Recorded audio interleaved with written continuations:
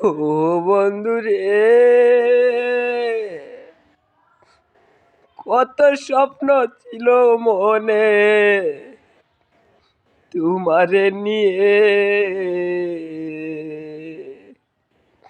ছোট্ট একটা ঘর বাঁধিব চিরজীবন ধরে। এই যে তুমি চইলা গেলে, আসবে বলে আবার গেলে, আর তো তুমি ফিরে আইলে না। তোমার আশায় থাকতে থাকতে মৃত্যুর ঘন্টা কবু বাজতেছে,